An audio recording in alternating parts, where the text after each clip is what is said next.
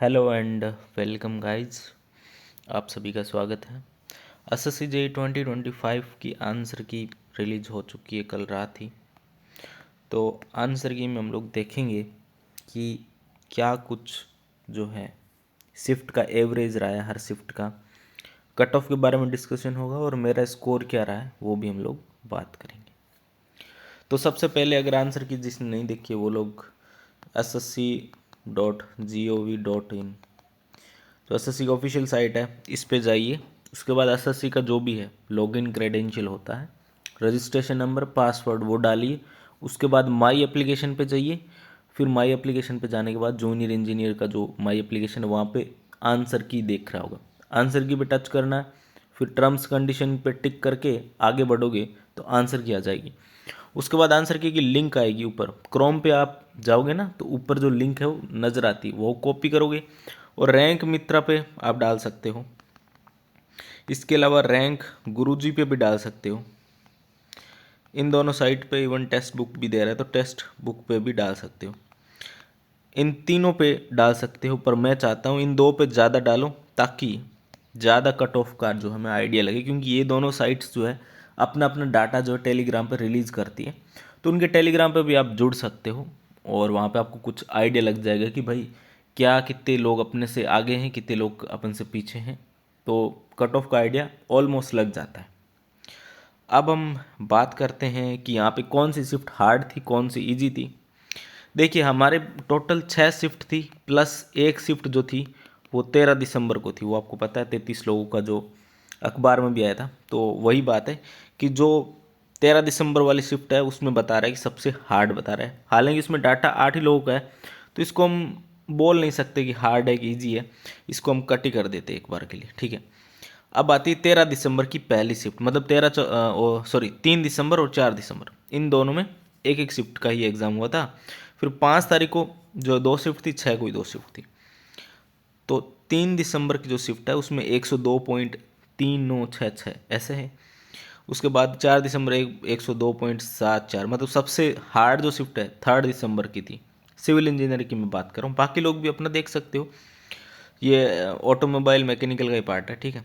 फिर हम बात करेंगे 6 दिसंबर की। तो 6 दिसंबर की जो शिफ्ट नंबर 1 है वो उसके बाद थी 107 है उसका एवरेज स्कोर। फिर 5 दिसंबर फर्स्ट शिफ्ट 107 पॉइंट समथिंग। और सबसे इजी शिफ्ट जो थी 5 दिसंबर की शिफ्ट नंबर 2 109.20595।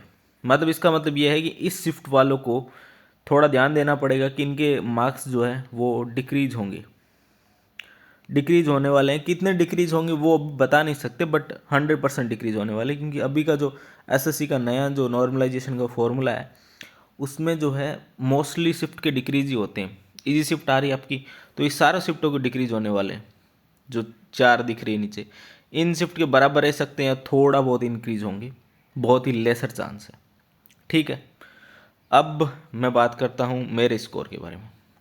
तो मैंने भी एग्ज़ाम दिया था एंड मैंने 153.75 ये मेरा स्कोर है, जिसमें रीजनिंग में मेरे कम ही नंबर आए, 41.25 आए। फिर जनरल अवेयरनेस जो कि जीके का पार्ट है 26.25 है। फिर आता सिविल इंजीनियरिंग तो उसमें 86.25 मेरा नंबर है, सबसे ज़्यादा नंबर है, मतलब 86.25 है।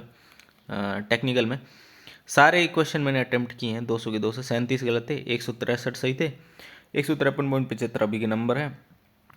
मेरी शिफ्ट 4 दिसंबर की पहली शिफ्ट है, मतलब सेकंड हार्ड शिफ्ट बोल सकते हो अगर 4 दिसंबर की। तो सेकंड हार्ड शिफ्ट मतलब 13 दिसंबर वाली को अगर मैं हटा भी दूँ तो।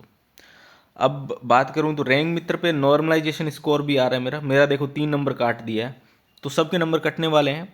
अभी नॉर्मलाइजेशन शायद बंद कर दिया वापस, लेकिन वापस से चालू हो जाएगा, आप लोग जाके चेक करते रहिए। जो लोग कैंडिडेट्स हैं जिनके नंबर कम भी आ रहे हैं वो भी लोग चेक करिए, ताकि ज़्यादा डाटा आता है ना तो एक्यूरेसी ज़्यादा आती है कट ऑफ निकालने में।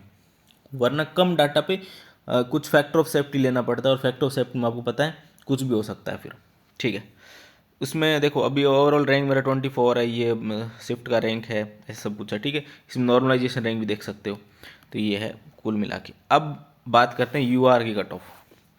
तो यूआर की जो कट ऑफ है अभी के हिसाब से देखो 109 एवरेज दिख रहा है, 109 103, पहले आपने अगर पिछले साल का देखा होगा या फिर पिछले बार का देखा होगा तो 90 से लेके 100 से कम ही रहता था सबका एवरेज। अगर किसी को पता, मैं तो ये तो मेरा तो 4th अटेम्प्ट है वैसे, तो सबको पता है कि मतलब 86 भी रहा था 2022 में, तो शायद 86 ऐसे कुछ था एवरेज, बहुत कम था एवरेज।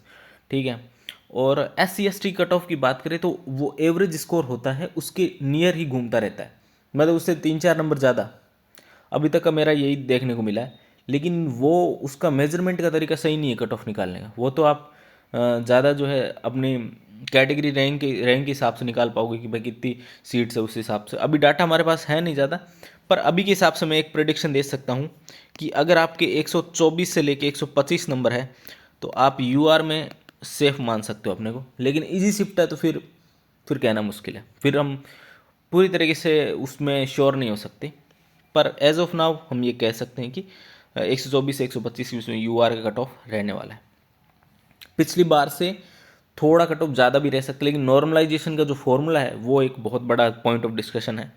इसके बाद मैं OBC की बात करूं और साथ में EWS की भी, क्योंकि EWS में इस बार सीटें कम है, BRO में तो एक ही सीट है, तो ऑलमोस्ट वही कट ऑफ रहने वाली है। 100 मान सकते हो 18 या फिर 117 मान सकते हो। फिर SC/ST की बात करें तो उसमें थोड़ा फ़र्क रहेगा सीट्स वगैरह में, तो उसकी सीट्स मैंने देखी नहीं है, लेकिन फिर भी जो पिछला जो कट ऑफ है उसके अराउंड ही घूमने वाला है।